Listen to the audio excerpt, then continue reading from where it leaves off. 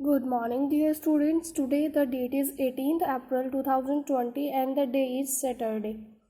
मैंने आपको बताया था वर्ण विचार। वर्ण किसे कहते हैं, वर्ण के कितने भेद होते हैं। जैसे कि मैंने आपको बताया था वर्ण, ध्वनियों के लिखे हुए रूप को ये हम वर्ण कहते हैं।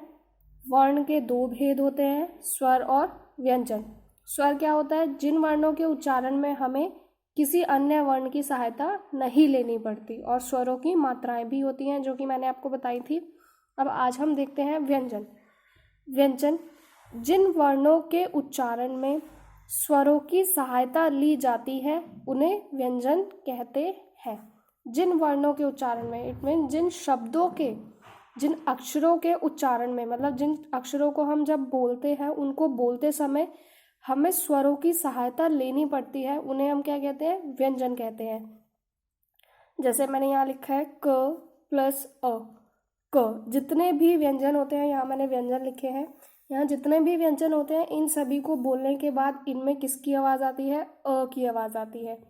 क, हम क बोलते हैं तो इसमें भी अ की आवाज़ आती है। ख, ग, घ, जितने भी व्यंजन हैं इनको जब भी हम बोलते हैं तो इनको बोलते समय हमें इसके लास्ट में किसकी सहायता लेनी पड़ती है, अ स्वर की सहायता लेनी पड़ती है। इसमें इन सभी व्यंजनों में कौन सा स्वर जुड़ा हुआ होता है, अ स्वर जुड़ा हुआ होता है। तो अब देखते हैं, हिंदी वर्णमाला में 33 व्यंजन होते हैं, 33 व्यंजन होते हैं। हिंदी वर्णमाला में कितने व्यंजन होते हैं, 33 व्यंजन होते हैं। यहाँ पर 33 हैं, क ख ग घ ड़, च छ ज झ ड़, ट ठ ड ढ ड़, त थ द ध न, प फ ब भ म, य र ल व, स श स ह। ठीक है, ये तो है हमारे 33 व्यंजन। यह दोनों भी क्या है, व्यंजन है। देखिए ये यहाँ पे आया है ड और यहाँ पे आया है ढ, तो इनके नीचे अगर हम डॉट लगा देते हैं तो दो व्यंजन यह भी हमारे इसमें जुड़ जाते हैं। तो इस तरह से यहाँ पर कितने व्यंजन हो जाएंगे, टोटल 35 व्यंजन हो जाएंगे, 35 व्यंजन हो जाएंगे।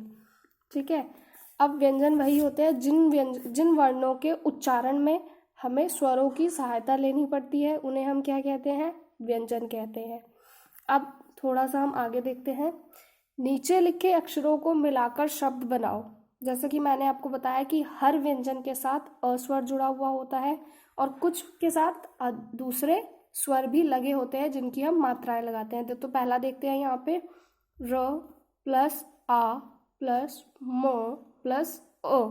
तो ये क्या बन जाएगा, देखो पहले तो हम यहाँ पर लिख लेते हैं र, क्योंकि पहला वर्ण क्या है हमारा, र। अब आ, बड़ा आ, मैंने आपको बताया था बड़े आ की मात्रा हम कैसे लगाते हैं, एक डंडा लगाते हैं। तो ये कौन सी मात्रा होती है, बड़े आ की मात्रा होती है।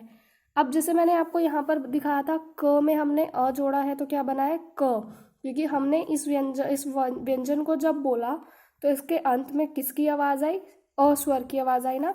तो यहाँ पर भी जब म में हम अ को जोड़ेंगे तो किसकी आवाज़ आएगी, अ की आएगी। तो ये क्या बन जाएगा, म।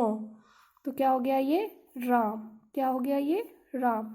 इसी तरह से आपको बाकी के यह वाक्य भी, इनको भी शब्द, इन अक्षरों को मिलाकर शब्द बनाकर लिखने हैं। Thank you.